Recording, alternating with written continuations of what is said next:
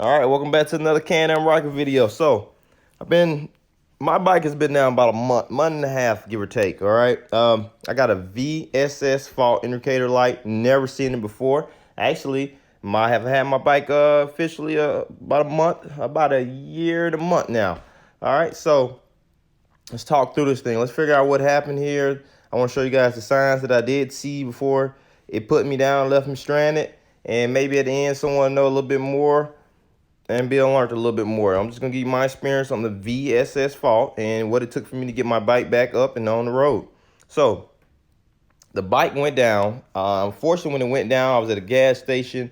I had it towed. When the tow truck arrived, the dealership was closed already. So we had to take it home.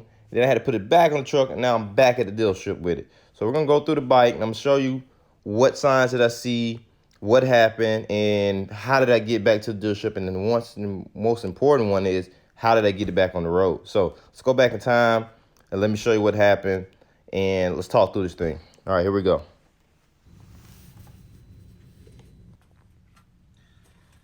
Came out here to try to crank this bad boy up today, and it would not crank. All right, so first thing I did was I fought with this very hard. I couldn't get the back side off, so I got the front one off. Scratched the knuckle up. Neither here nor there. Negative, positive. This is my lights. Took that apart. I charged it up, came back, and I got the VSS fault was coming up. Let me show you. I know she's dirty. Hold on. We got.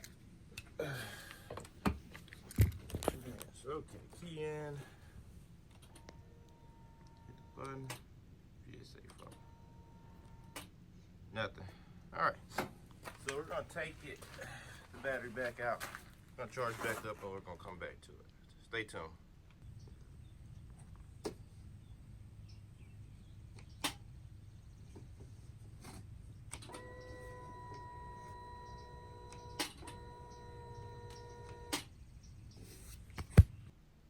All right, so there you have it. Now, that was a Sunday. I tried to play with it over the weekend, get it back up and operational myself. I couldn't do it. But let me jump to this part. The tow truck guy did never seen one of these before. I had to actually show him where to put the straps around the wheels and how to help load my bike up. So please don't let anyone tear your bike up for you. You might have to educate the tow truck gentleman. They may just never seen one before, or maybe these things just don't break down enough, so they not educated on how to actually move them. Either way, nonetheless, nothing against tow truck guy. I mean, they happen all the time. So in your owner's manual on page 129 to 130, it actually shows you how to transport your bike, how to transport it when they're using the winch, the whole 9 yards. All right, so that's that. Now, also on page 120, it indicates the VSS fault, and all it really tells you to do is take it to the nearest authorized dealer. That's it.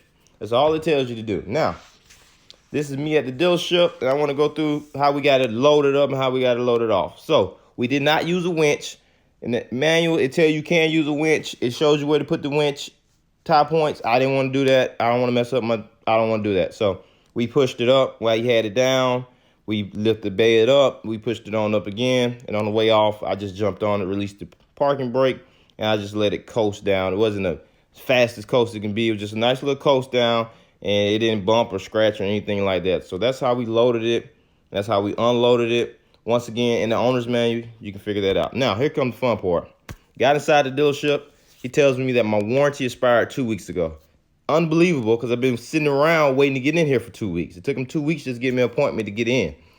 Nonetheless, what are your prices? These are the prices. I don't know what the prices are in your area, but these are the prices in my area. He tells me they're going to you have to put the plug machine up, diagnose it, and then they'll go from there. So these are the prices that I was looking for because my warranty expired.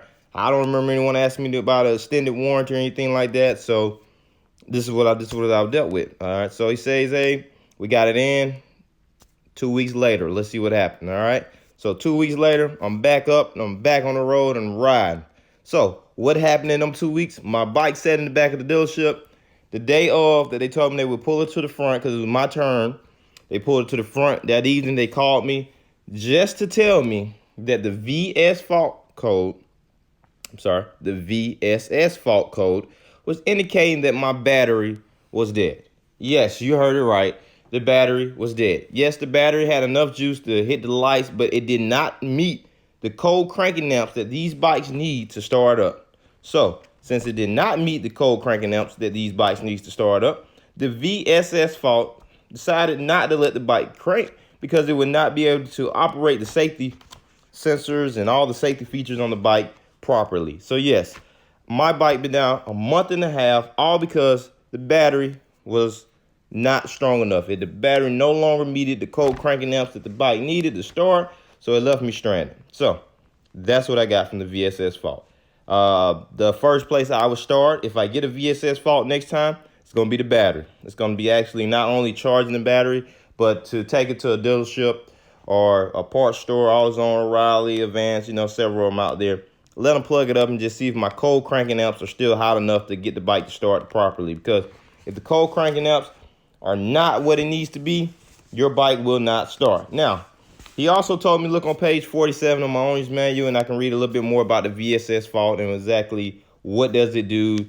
And in there, I seen that it had a lot to do with the anti-lock brake system, electric brake system, traction control, stabilizing system. So a lot of safety features that, if not properly taken care of, you will be either on the side of the road, crash, dead, you name it. So it has a lot to do with it. If you see it, definitely pause, stop, get it to a dealership. Now, a month before this happened to me, it was the winter time. I hadn't cranked the bike in 2 months. I went out there, tried to crank it, wouldn't crank. I charged it up. The VSS fault went away immediately, and I got on the bike and drove it. Not knowing that was the one time, and that was my warning. Because a month later, it put me down at a gas station. I had to get it towed home, vice versa, brought back up to the dealership later on. And if I would have just took that one sign and just ran with it, I would have saved myself a little cheddar there by not having to pay the diagnostic fee, be bothered with the tow truck guy. And the tow truck was free, guys. That's why I actually towed it in. I had to go borrow someone's trailer and thing, because my tow truck bill is built into the bill, so insurance company already, they've been ripping me off for a year now. I haven't had a claim, so might as well get them to get a tow truck out here and tow me twice. So nonetheless, that's what I got. VSS fault. First place I'll start with is your battery, because if your battery's not making enough cold cranking amps, it will leave you stranded.